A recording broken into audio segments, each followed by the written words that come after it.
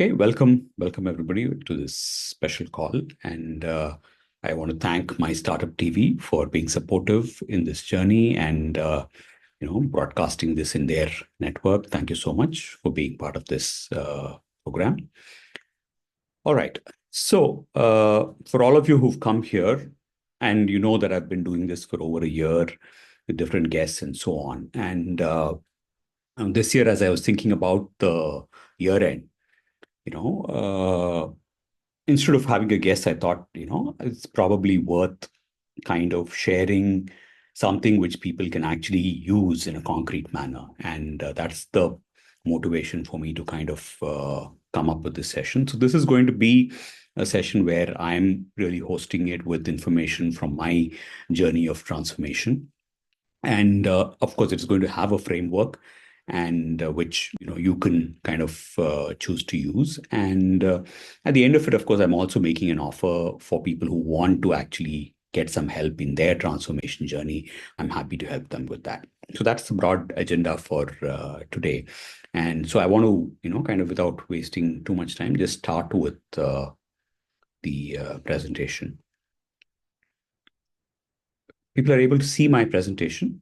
If anybody's able to see, just give me a Yes, Sriram. okay, done. Thank you so much. All right. So I'm calling it the Total Transformation Framework. And the reason for this is that in reality, actually, total transformation doesn't happen. But at least the pursuit of total transformation is something that we must look at. And through my whole journey, I've realized that the focus on total transformation is very less. People are willing to, kind of do coaching for things which are very tactical in the moment. And then, your life doesn't fundamentally change too much post that. There are some shifts that happen, but not enough for you to actually live a, successful and happy life. And which is the reason that, I'm calling this total transformation framework. And the difference is that, of course, coaching is important, but along with that, I think people need to understand some basics and put in some fundamentals of well-being in their life. That is the only way in which total transformation can hope to happen. When you fix your life by, Yes, fixing the fundamentals. We fix the fundamentals, and through fixing that, you kind of are able to deal with what comes up. That is actually the way in which we can attempt to go after total transformation. So I want to start with my own, kind of story. Many of you have probably heard this a few times, but in the interest of new people, I'm anyway going to talk about it again. And so this was about 10 years ago, and by the time I'd already been a CHRO for a while, and by the markers that the industry had, I had kind of reached all those, material markers, house, car, good school and all of that. And yet there was something inside which was not, kind of feeling good. So I chased the corporate, kind of path for a while. So I'd gotten to a CHRO role, which was the topmost at, from a HR perspective. And I'd run long and hard to really get there until I kept going. There was always something ahead of me. But once I became a CHR and I stayed there for a while, then of course then you look at comp. You want to increase your comp to a certain level. That also happened. But after that, then what?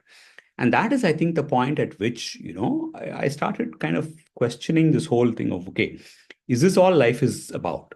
Is this really what we are meant to do? Is this the game that we are going to play? Keep chasing, and at the end of the chase, at least you must feel good. You're not feeling good also. So, you know, where is all this taking me?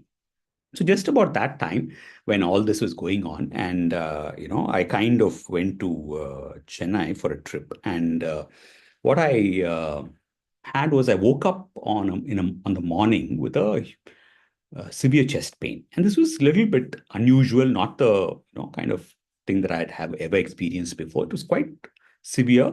So, I thought as a precautionary thing, I'll go to a nearby hospital.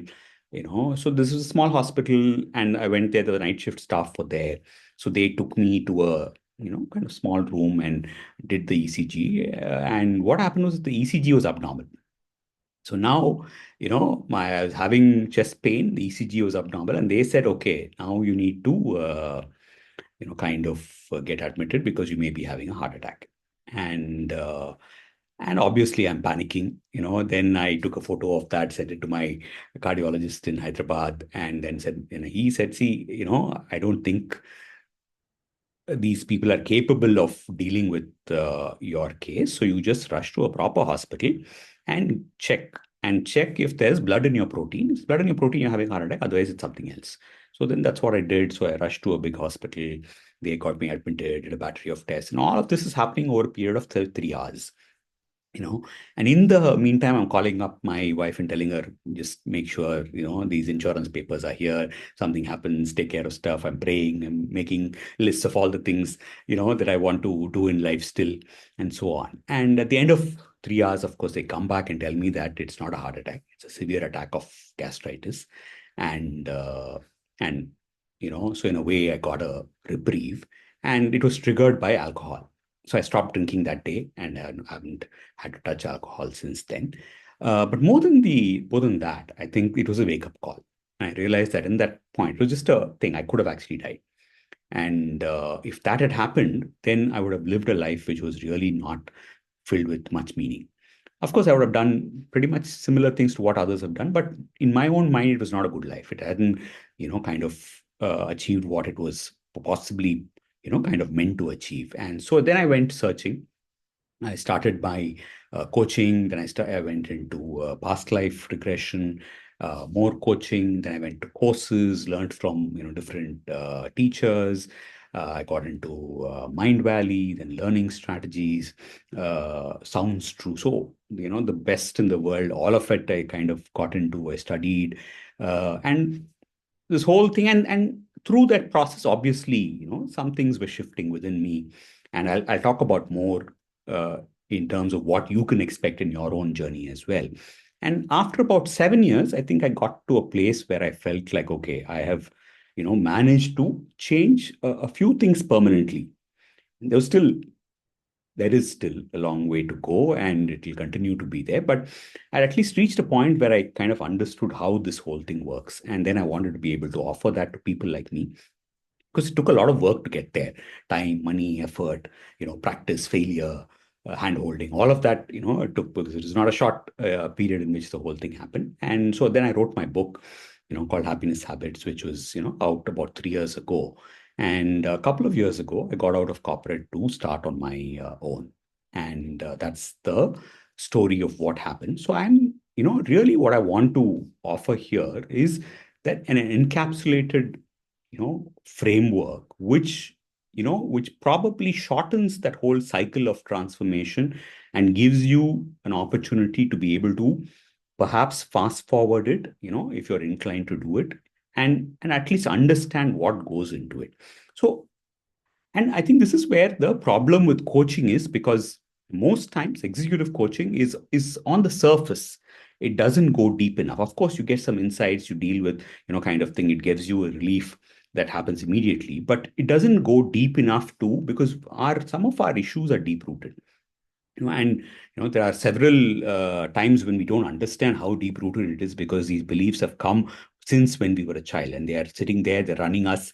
It's like a software code. I talk about it as imagine it as a code, and you don't know what code it is, but the code is running you, because the code pretty much decides how you're going to interpret something that comes into your kind of circumstances.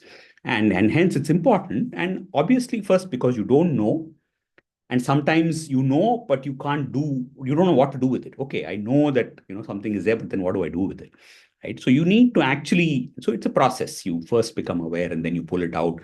And it sometimes, even when you pull it out, some parts of it remain. You pull it out again, and that's the way in which kind of transformation happens. So first is, I want to start with understanding our life design. First, because there is a fundamental difference between humans and animals.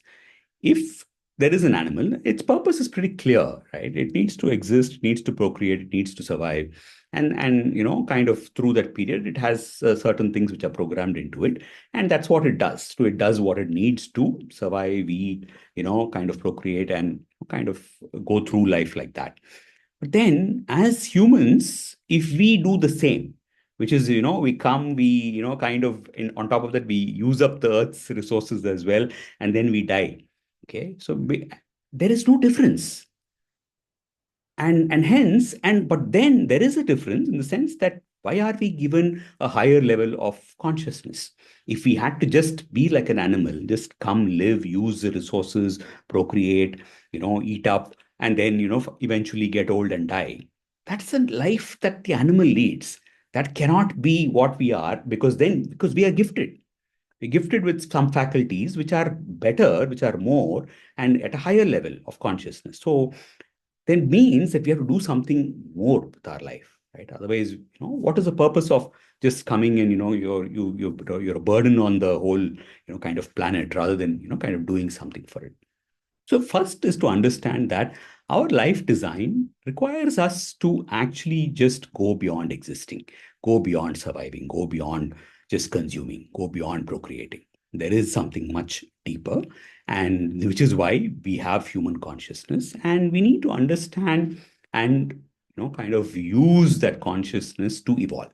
So the fundamental purpose of our existence is to learn and grow, and, kind of really evolve to the extent where we realize what our potential is. We realize that, we are different, that we have a higher capability, and it is our job to actually be able to reach that highest potential. That's really the purpose of life. So, fundamental purpose of life. People keep asking about purpose of life, and we have these models like Ikigai, which talk about a small part of the purpose. But in your life design, you have to understand actually there's not a single purpose. You have multiple, kind of purposes at play. Because, if you think of it, right, if somebody's become old and they're not really working, is it to say that they don't have any purpose?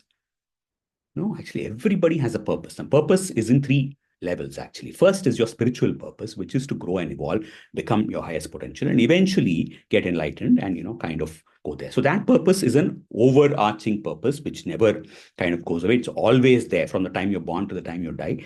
The need to evolve, grow, and, become a better human is always going to be a purpose in our lives. So that's the first part of it. The second is the material purpose, which we mostly understand.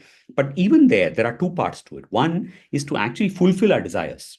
One of our purposes is to actually, whatever we desire, we want to fulfill it and complete it, complete that cycle of, desiring something and then, finishing it. If you leave it unfulfilled, then it kind of comes back at some point. So the in the material purpose, you have two parts. One, fulfill your desires. Second is the part where we understand quite well, and of course, people talk about it, but people don't necessarily find it, is that you actually have some uniqueness. You have a gift. You have something which is a strength. How do you use that strength to create, meaning? How do you use that strength to create, kind of wealth? And also, the extension of that is by, while you use it for your own benefit, can you do something more with it? Which is, can you create a lasting impact on society? Can you do something good with it? Can you make a bigger impact with it? So that is your second, which is a material purpose, two parts: fulfill your desire. And then, of course, you also are able to kind of get material success. But through that, realize that there's something beyond that. If you're able to use your material success to do something good in the world, that is what is called as contribution, and that really elevates your state as well. The third purpose is our karmic purpose, which of course is a complicated subject, and sometimes obviously in corporates we can't really talk about that because it's a very Indian kind of system. But it is a system which actually makes sense. And so at any point of time, you're always either accumulating or paying off. You're earning or you're spending. Okay. And that is your karmic purpose. So when something happens which is undesirable, then you know that there is perhaps a reason why that is happening, and that is perhaps to pay off your karmic debt in some ways. So all these things are at play in your life. So you have obviously what is a code which runs you, and then there is a purpose, which the purpose is in these three parts, which are always, at play. And your core job is to fulfill these purposes: grow, evolve, that fulfills the spiritual purpose, use your strengths kind of earn money, do some good. It's a material purpose. In the process, also, kind of fulfill your desires. And third, of course, when you encounter trouble, deal with it gracefully. Don't create more negative karma. Deal with it gracefully, understanding that perhaps there is a reason for that to happen and that you need to go through it gracefully. So this is the fundamental. There is, of course, a lot more over here, but I don't want to go too deep into it. But just let's start with this is our life design. And so in the Indian system, we talk about those four paths, dharma, kama, artha, and moksha, finally. But one key element over here is, obviously dharma is your principle. Live a principled life, live a life with, virtuous life, elevate your, kind of sense of being so that you are living with more virtue. And if you can use the principles of dharma in your pursuit of pleasure and in your pursuit of wealth or meaning, then that's really something which will help you in kind of living your true purpose of life, and eventually as you grow and evolve, you get into moksha or liberation. Now, on the Western side, of course, there is Maslow's kind of motivational model where he talks about deficiency needs and growth needs. And this is interesting because in even up to say 20 years ago, many generations were still in the deficiency needs, and hence our thought process, our belief systems are deeply influenced by deficiency rather than abundance. Whereas now, if you see the newer generations, they've not really had to deal with the deficiency issues that we had to deal with as older, kind of people, and which is why there is a deep disconnect in the way people think. Because as older generations, we think, oh, they are entitled, they are comfort oriented, they are fickle, they are not focusing enough, and so on. Whereas if you look at this model, perhaps the newer generations are actually starting at a higher level within the Maslow's hierarchy, and hence their thinking, their kind of way of which their outlook and their kind of expectations are different because they are starting at a higher level in the pyramid. But eventually, everybody has to get into self-actualization and transcendence. Now, that is obviously going to require transformation. That is going to require change. That is going to require inner work, and hence there's no escaping those aspects of life. And so in the larger model, if you were to summarize it, you're really looking at, if you look at the right side, there are three things. We want to grow and evolve. We want to express our highest self. Expressing our highest self is actually becoming a good human, the dharma part of it. Become somebody who's principled, who's able to kind of overcome your limitations in terms of greed, in terms of lack of forgiveness, and so on, and really elevate yourself, and also use your gifts, use your strengths, so that you are actually, everybody has some uniqueness. The more you play to your uniqueness, the more kind of uh, alive you become, the more impact you create, and through that impact make a difference. That's the second part. The last part is, of course, in that is experience holistic well-being. We are here to live life fully. And what's happened in the modern generations is that we focus a lot on career and money, and much lesser on the other dimensions of life. Life is multidimensional. Life wants you to enjoy the whole thing: your health, your wealth, your career, your relationships, your social, spiritual, your habits, your travel, all of that. Okay, it is not saying that you have to work alone and make money, because in the larger context of life, money is one of those dimensions. It is a dimension which is important, but it's not the dimension. What's happened now is that your focus is 70% on that dimension, and obviously, if that's a skew that affects your other aspects of life, and that will affect how you live your life. So what ails humanity today? So the whole point is I'm moving into the element of saying, okay, why do we even want to look at transformation? What's the need for transformation? I'm happy where I am. I'm getting money. I'm, enjoying. I'm partying. I'm having good food. So, do we even want to go into transformation? What is the need for all of this, right? As a thing. So the problem is that we are totally driven by external stimuli, materials and sensory pursuits, which is really pleasure. And the problem with pleasure is it doesn't last. Anything that you do pleasurable that you can name, which could be, food, travel, your sex, any of those items, they're all very temporary till the point at which, you kind of enjoy it, and then very quickly it kind of disappears. So you're continuously chasing because that's you think that is the way to kind of live life because everybody seems to be doing it. I should also be doing it. But then when you keep doing it, it's not enough. It's never enough. And hence, while it is a part of your life, you have to understand that if you think that is the path, then there is a problem because you'll never ever actually be fulfilled. You'll be temporarily happy in spikes, but then fulfillment doesn't happen, meaning doesn't happen, purpose doesn't happen. Okay. Second is, of course, health issues. Lots of people stress. We're in a time where we are dealing with the highest level of stress. By existing in this point of time, we are actually stressed. And why am I saying that? Is because today, the kind of information that you process in a day is what people used to process almost, in their entire life just 200 years ago. So think about this. 200 years ago, somebody who's living there, what they had to deal with, you're dealing with in a day. Now, your brain, your systems have not evolved that quickly to deal with that kind of input. Okay. So, by just existing at this point of time, we are actually subject to stress. Now, on top of that, what we call stress is actually toxicity. It is politics, it is emotional turmoil, it is drama. Those are all higher levels of stress. So you're already stressed, and you're even more stressed when you think that you are stressed. Then, of course, there are prosperity issues because we're always constantly comparing. We want more, and hence your kind of need for prosperity never ends. Relationship issues, again, probably at the peak of relationship issues right now because we are where abundance is there, but relationship is not there. Potential for abundance, we are at the time in our existence as humans where the potential for abundance is at its highest.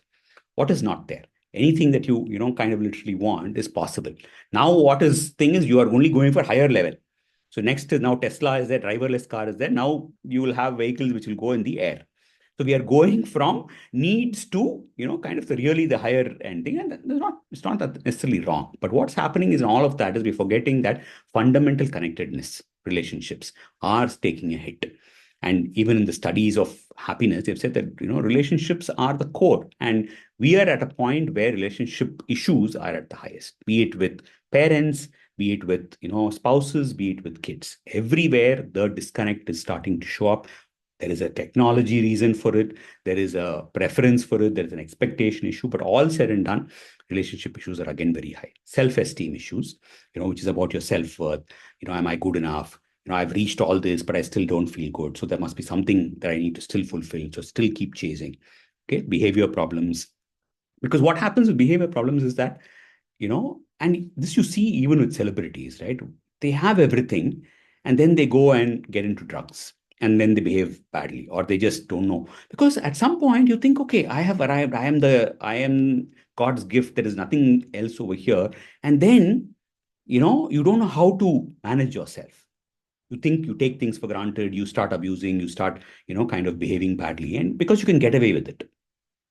And then that starts the spiral, right? But once you keep doing it enough times, then you derail.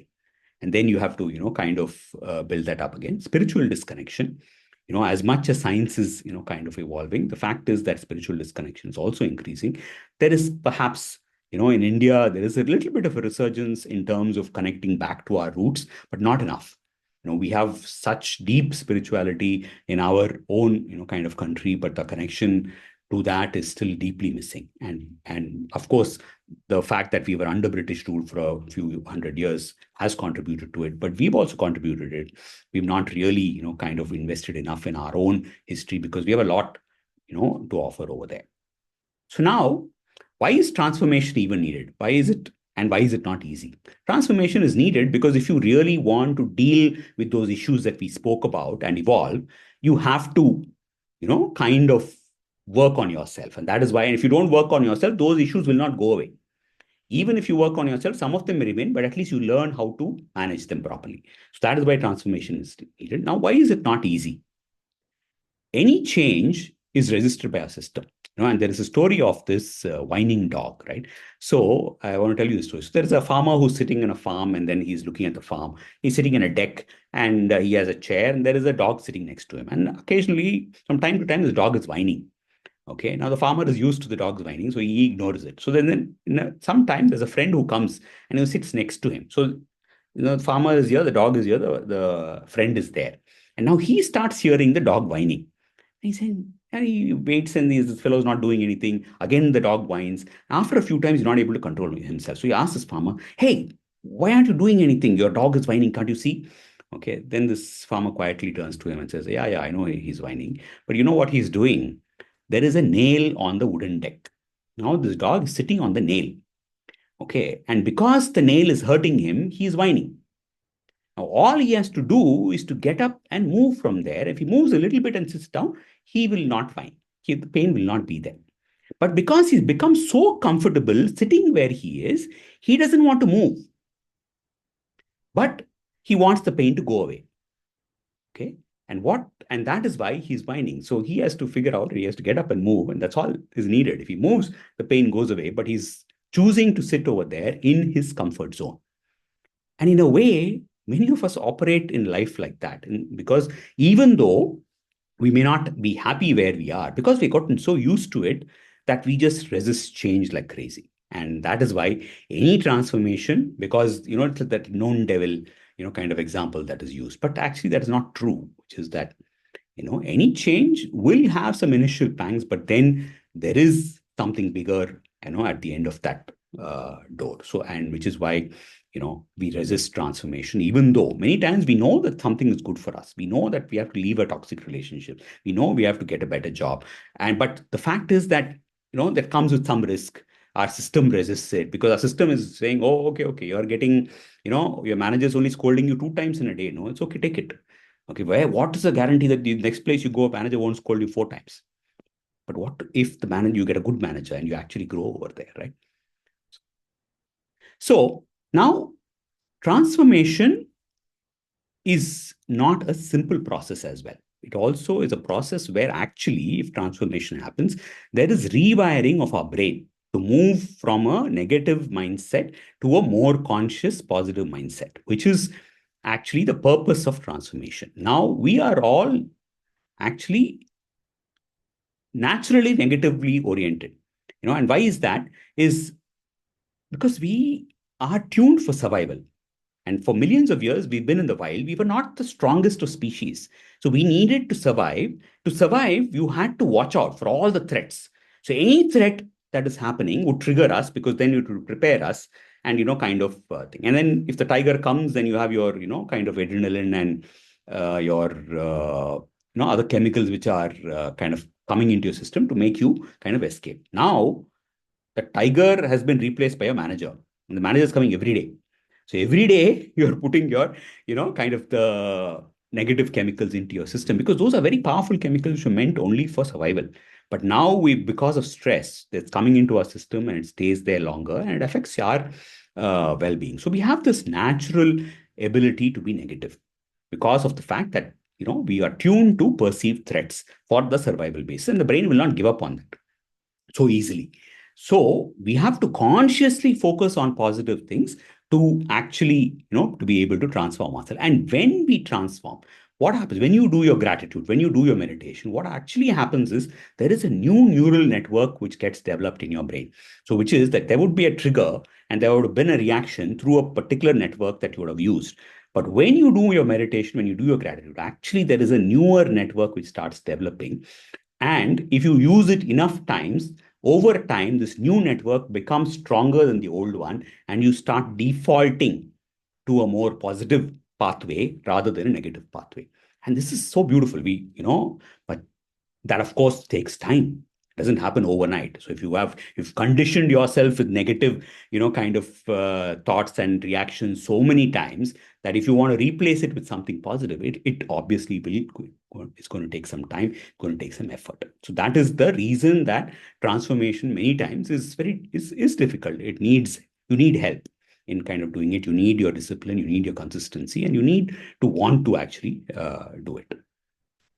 Okay, now I'm going to just pause over here. We're at about half an hour. And before I go into the framework and kind of explain it to you, open it out for some questions because I've covered a lot. And, before I kind of run through the rest of it, if there's anything that you want to comment, anything that you like, anything that you want to ask, this is the point where we can take those questions.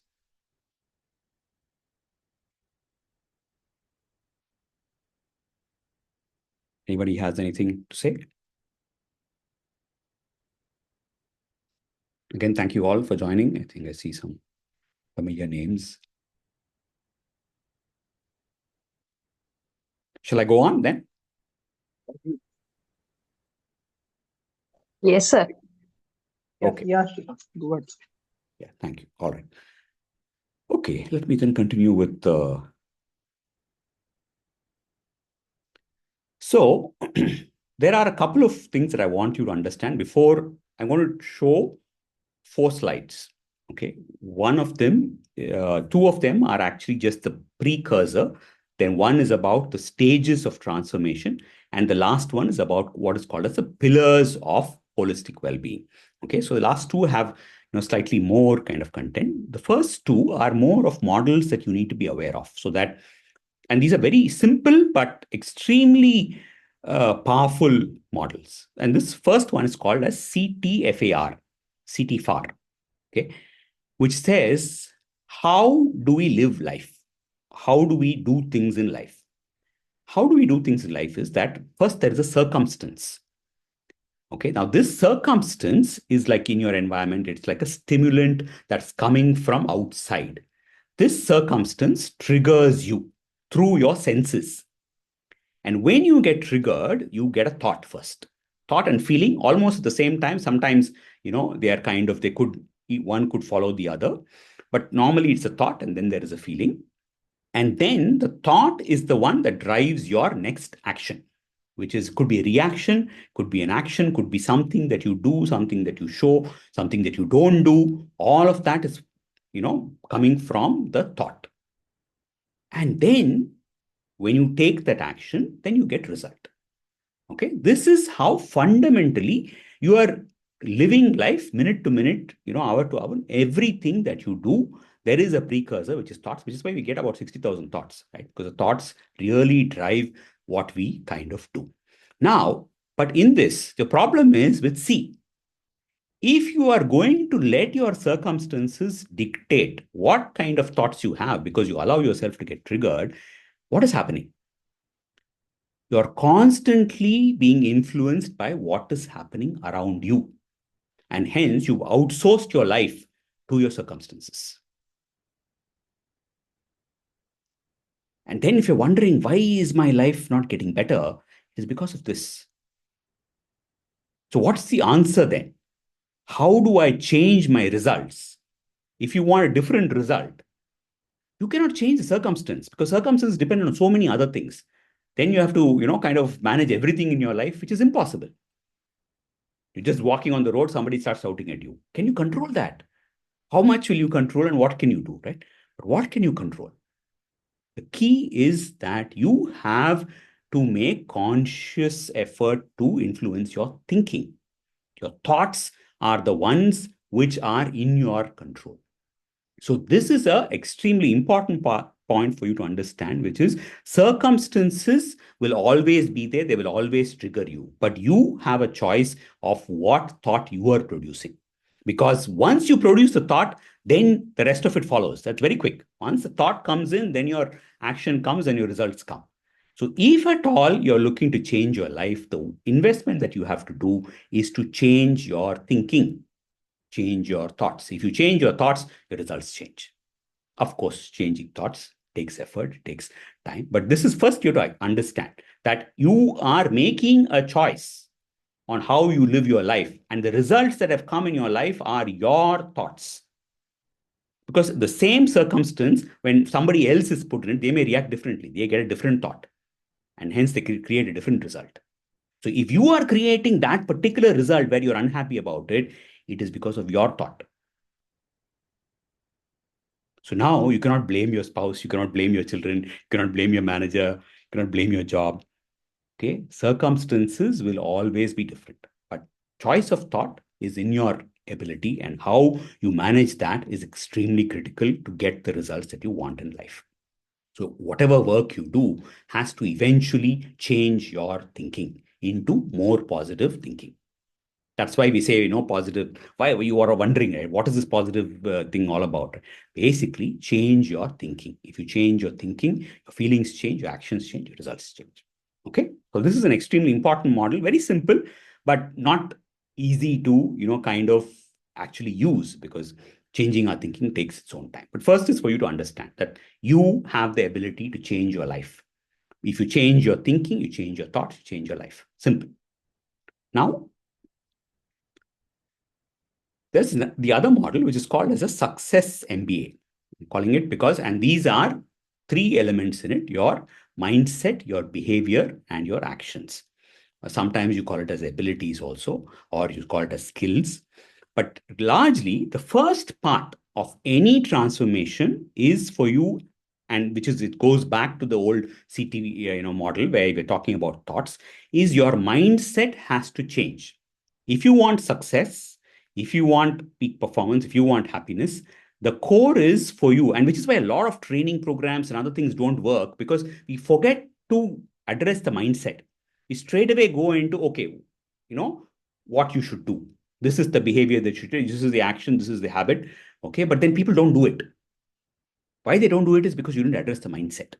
Okay. So first is mindset, that fix your mindset, because the mindset will determine your motivation. It will determine whether you want to do it and so on.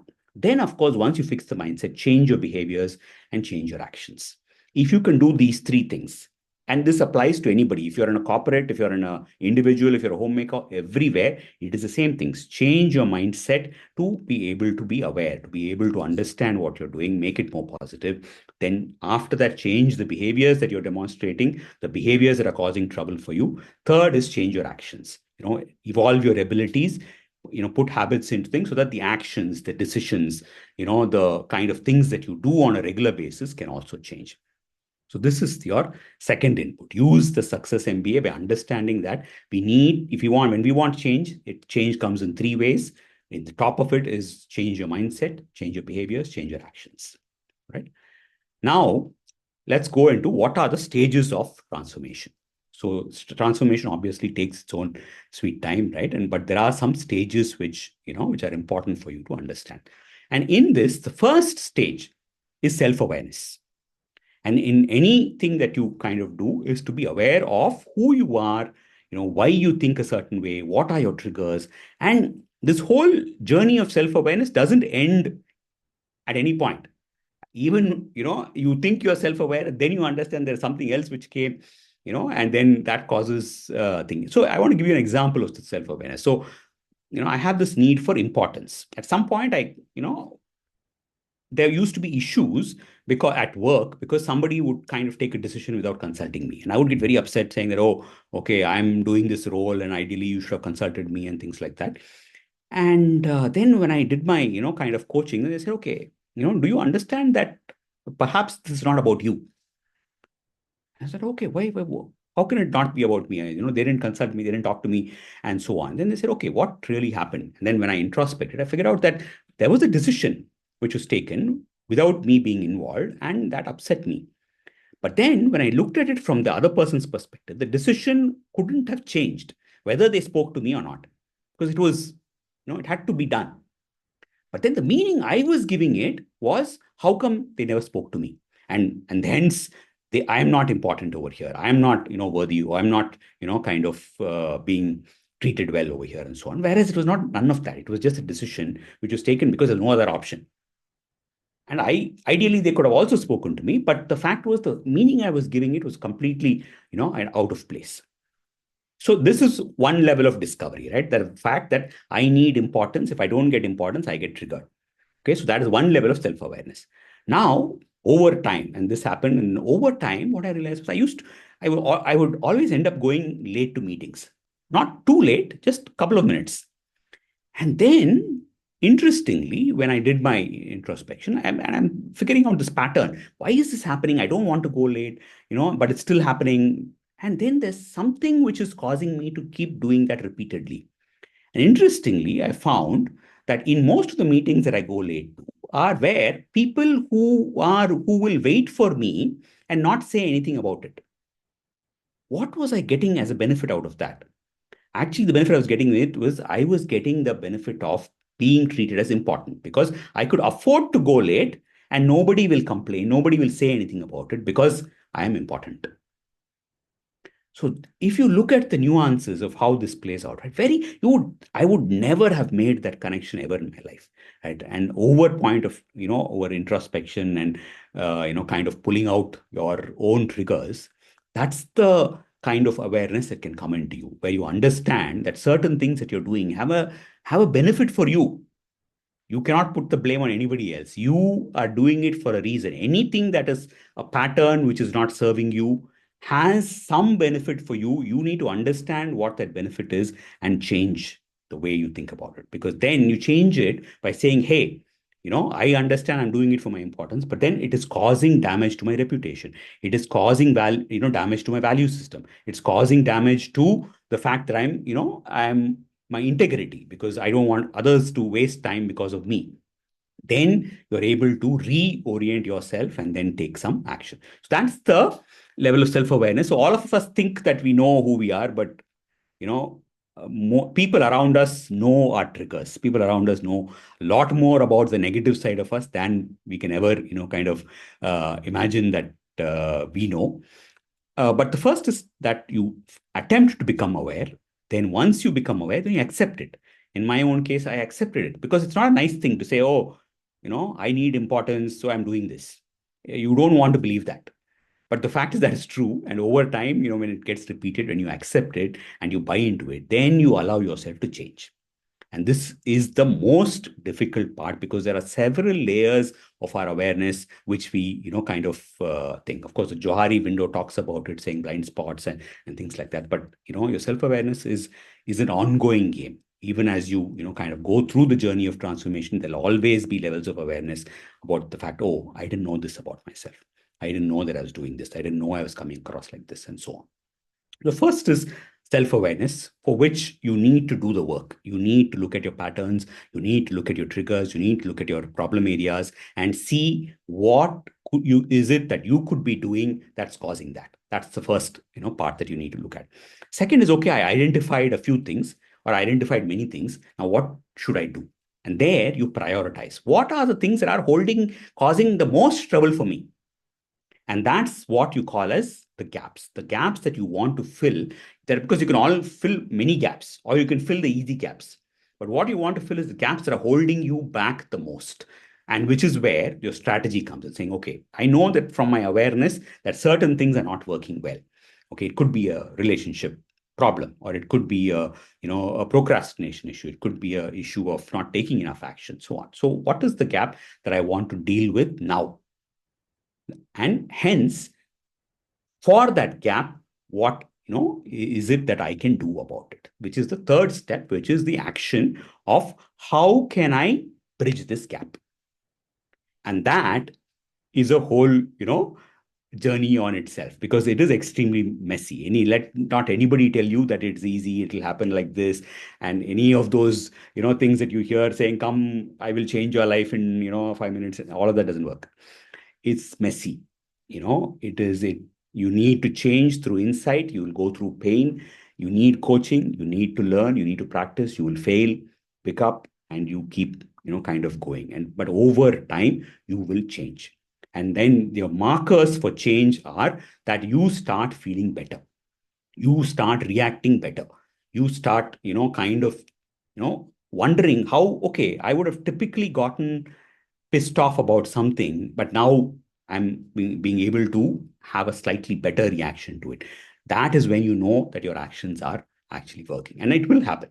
It happens, for sure. It's kind of something that you can deal with. The last, of course, is then it is the result. And this is a cycle which keeps repeating, not necessarily linearly. Sometimes you'll also go into awareness at certain points of time, and then you'll take action and so on. So it's a cycle, and the result is that there's always a better version of you which is there. So it is never a point where, okay, you kind of got there and then it ended. It's like an onion peel. Transformation happens in layers. You take out one peel, and then for some time, and this used to happen to me. At some point, I was like, when I've done all these work in I think the first few years, I said, oh, okay, I've reached, I can deal with anything in life. Right. And then something else pops up, and then you realize, oh, okay, looks like there's some more I have to do. And then another layer comes and another layer comes. So this is how, it's going to be. It's not going to be a thing where ever you're going to think. But what I want to focus on is that all of this is fine. But what you need is to actually allow yourself to be able to go through a holistic transformation, and you set yourself up for it. You set yourself up for it by fixing your day. What you have in your life today is your day. And which is the frame that I've taken for my 12 pillars of holistic transformation, saying, fix your day. How do you fix your day? First is optimizing sleep. Okay. Sleep is extremely important. If you can optimize sleep, that is the first part of it. Second is your hydration and diet. The most important thing that we need is water, especially when you get up. Your body is sweating. Even if it's winter, because there is you have so many pores. The thing that you need the most is water. How are you kind of increasing your hydration? And then, of course, do you have the right diet that follows through during your day? Gratitude is your way to transform your negative thought process. Okay, we have natural negative thinking. Gratitude will move you towards a more positive orientation over a period of time if you keep doing it, because it starts letting you look at what is good. We can see what is bad. What gratitude does is it makes you start looking at what is good. Okay, is there something at least that is good about this? Then your need to criticize, need to blame, need to judge reduces significantly. Then it is about meditation and nature. And meditation is absolute superpower, something that India has given the world. And many people, 90% of the audiences that I speak to, have not done, kind of meditation. You must do your meditation. Extremely important for your well-being. Breath work, breathing is the anchor of life. You need to slow down your breathing. The slower you breathe, the better is the quality of your life, the longer you live. And there is evidence in nature. Your turtle breathes, once in 2 minutes, lives 200 plus years minimum. Your dog breathes much faster and lives for about 13, 14 years, right? So the faster you breathe, the faster you die. And if you are stressed, you're going to breathe faster. So slow down your breathing. And then, of course, there are a lot more things that you can do with your breathing. And if you're able to do that, that becomes another huge anchor for you to kind of for your well-being. Then there is visualization and affirmation. And all of these things are rooted in science. These are just not, okay, in the book Secret spoke about visualization. It didn't work for me. There's a reason that it didn't work for you. Okay. As a technique, it is rooted in science, because there is a system called RAS which gets triggered with visualization, and it is the RAS which helps you actually, kind of manifest what is, what you want. So there is science to kind of prove that some of these things actually work. Movement and exercise, yoga, exercise, games, anything, any kind of movement without, we are, as humans, for 90% of our existence, we were moving. And hence, it's only the last 100 to 200 years that our movement has reduced so drastically. And because it is drastically reduced, it is obviously affecting, our the well-being in terms of our organs and things like that. They need, your system needs movement. Simple as that. Relationships, we already spoke about it. Deepening relationship is key to your, kind of transformation. So I'm taking it through the course of your day. So you start your day, sleep, hydration, diet, gratitude, meditation, breathwork, visualization, all of them may be in your morning routine. Then kind of start dealing with people. That is when your relationship comes in. And then after that, you move into what you would call as work. So there is this love, work, energy. There's energy, there is work, and there is love. Okay, so all these things, if you do, your energy kind of builds up. Then through your relationships, you increase the element of love in your life. And then you move into work, which is about your purpose, meaning, contribution. And as you do your work, you're going to get triggered. How do you deal with your emotional drama? Reduce that, become more mindful, become more focused, and then end your day with what is a pre-sleep routine, where that is again a powerful time for you to be able to rewire your subconscious mind. If you're able to do it, that kind of takes care of this. Now, this whole thing, and in your journey of transformation, the fact is that two things you need. One is immediate relief, because when you need some, kind of antidote for your immediate problem, which is why you would, kind of look for transformation, look for help, look for change and all that, because there is a thing that you want to do right now. But along with that, and most of the existing coaching interventions are dealing with this. What is your problem? Let us help you go deeper, understand that problem, take some action, and then you get relief. And then the coaching ends, and then you are kind of saying, "Oh, okay, good. I'm done with." But then there's another problem that will come. There's another issue that will come later. Then, so every time you can't keep coming back, right? So then you give up and say, "Okay, I'll try and deal with it on my own." But what you actually need is two sides, which is as you fix your immediate problems, you also fix your life.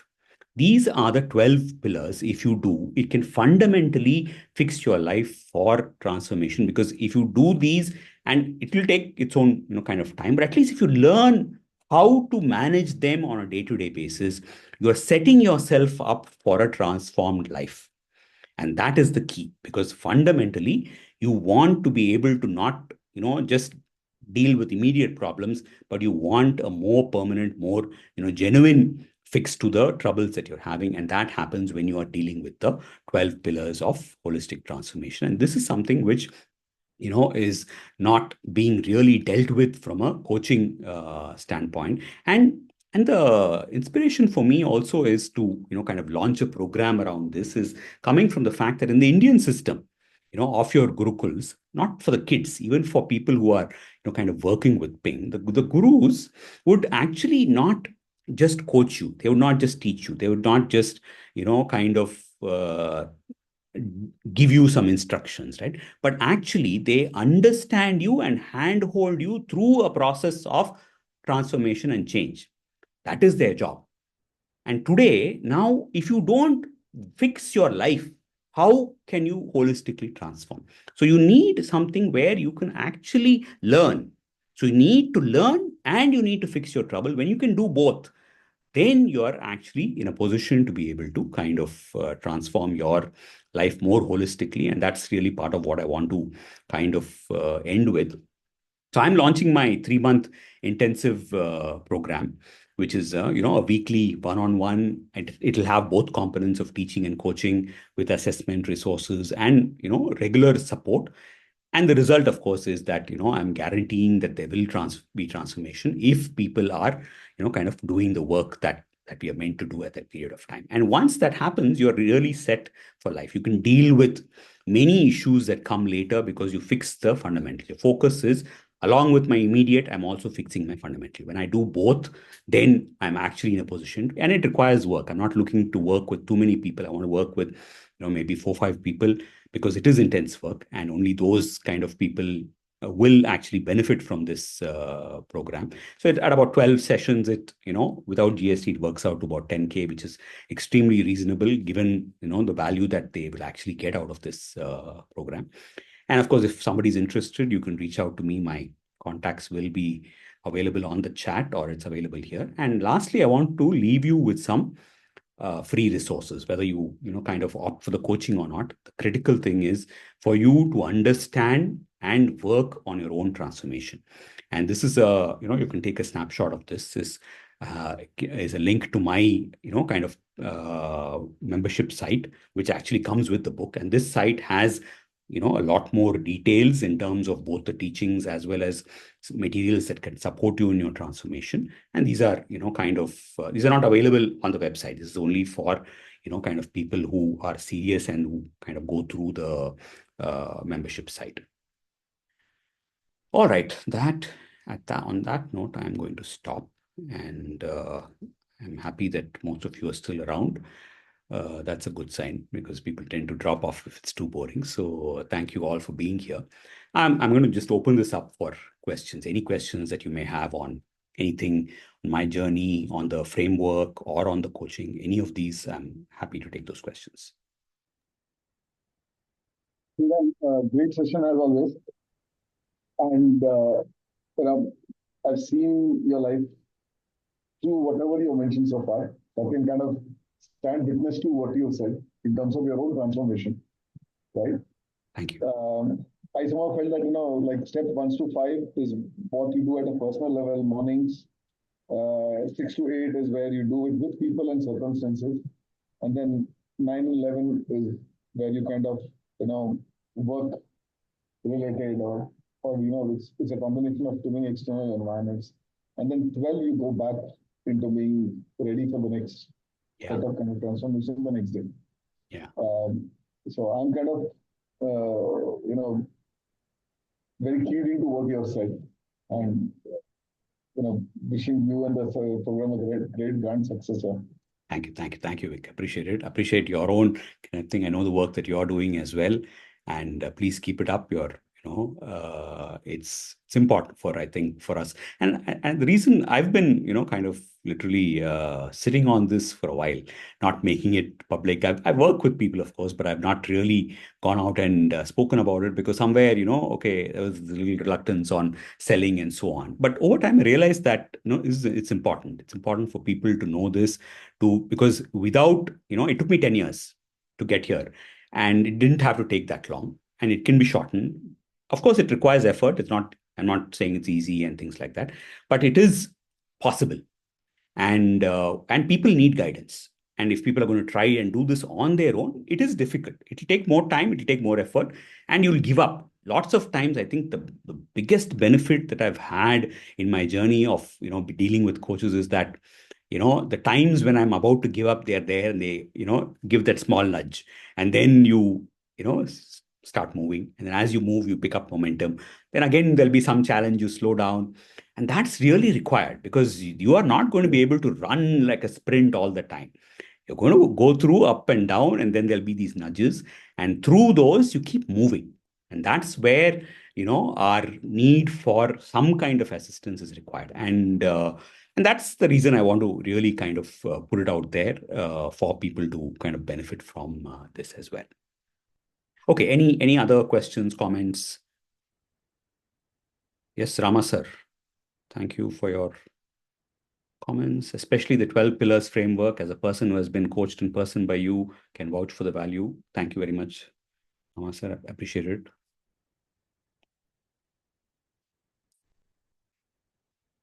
Anything else that people want to talk about? We have a couple of minutes before we close. Sriram, Janani here. Yes, Janani. Nice model, and yeah, I mean, I've had the opportunity to be interacting with you regularly. My question is on the foundational elements. Since it's very personal in nature, what is the support you would provide for the coachee to ensure they are able to integrate it as part of their lifestyle? So the first part of that is to figure out what is needed most. Okay, more than just the framework. I think the first part is what is needed most. Yeah, Sachin, I see your message. Yeah. And hence, that needs to be fixed on an urgent basis. Okay. So we will prioritize, even though there are 12 pillars and I've sequenced it in the form of a day. When you're actually, kind of working with me, then I look at, okay, saying, what is the one that is holding you back? Let's see if we can fix it because that will give you the greatest amount of relief. And that's the one that we want to be able to kind of fix. Now, after we have the modalities discussing, okay, you want to fix your sleep, then there is a way to do it. There are certain things that you can actually do. But the critical part is to support you both with this whole thing of what can I do? What is the resistance I can expect? And how do I still, kind of go through? Because this is not something where you will say, okay, everything you're going to crack like that. You're going to want to do it and then do it for some time and then maybe not do it or go through a little bit of pain. And that's where the hand holding is, that when I'm working with somebody, I want to, be there for them at that period and say, it's okay. This is what people go through, but you still need to go at it. This is the way you can recover from this. These are things that you can try differently. Maybe ease it up a little bit. Maybe, kind of give them a different strategy. So that's the way we'll go about it. So it's going to be gradual. because if I give everything at the same point, people are not going to be able to take it. So to be broken up, prioritized based on what the person needs, but eventually that they at least get to know how these 12 things can play out, so that when the time comes and when at times they realize something is more important, they're able to, at that point, many times when I've done coaching, right, people will listen and then they'll not take action at that point of time, but they'll come back and say, hey, you told me that, now I'm doing it because now I realize that it's, going to help me and so on. So even that is likely to happen. And my support is to prioritize, actually give you a relatively practical path, look at, what resistances you are going to go through, and then get you to implement it. And in your implementation, handhold you through the failures. That's really the role that, I'm expecting to play in that. Okay, if there's any last question. Thank you, Janani. Appreciate it. Anything else, or should we close? If there's no other questions, we'll wind up.